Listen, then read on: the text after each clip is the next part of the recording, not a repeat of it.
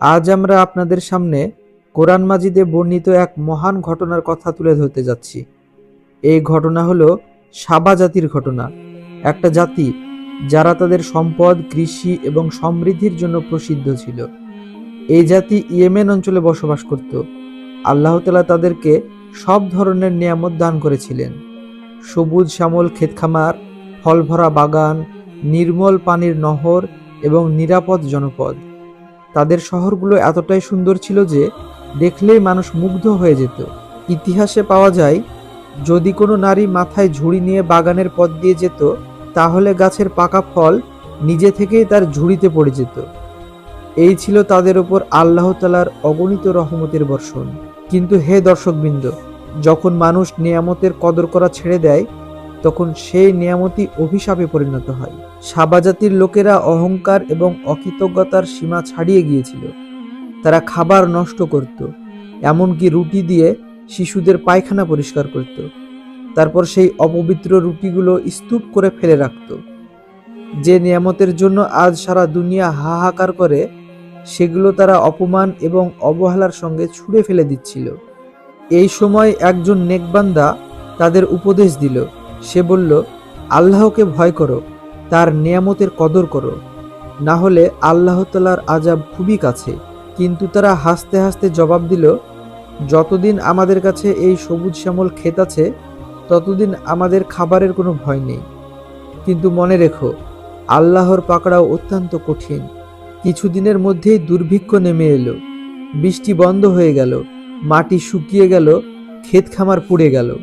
যে জাতি একসময় তাজা ফলের স্তূপে জীবন কাটাতো, আজ তারা শুকনো এবং নোংরা রুটির টুকরোর জন্য মারামারি করতে লাগলো।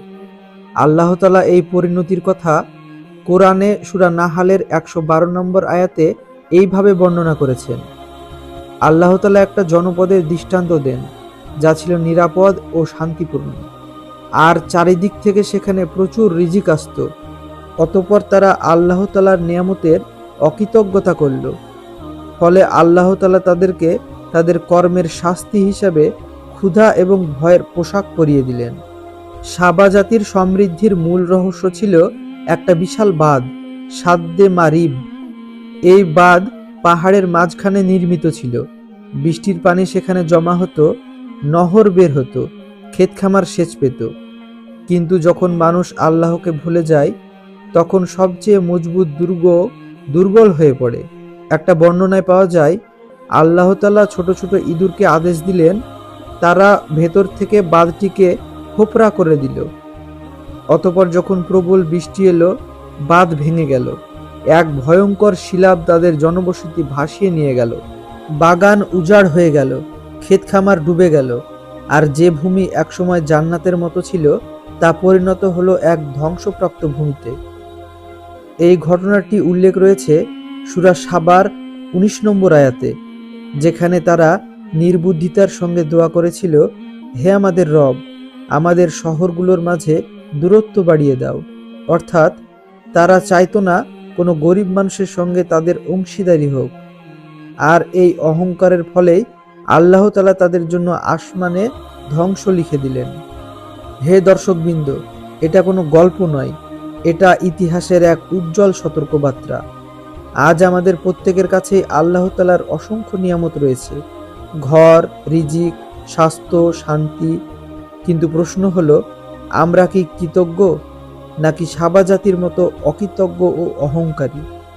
আল্লাহ তাআলা বলেন, যদি তোমরা কৃতজ্ঞতা প্রকাশ করো, তবে আমি তোমাদের আরো বেশি দান করব। কিন্তু যদি অকৃতজ্ঞ হও, তবে এই নিয়ামতই আযাবে পরিণত হবে।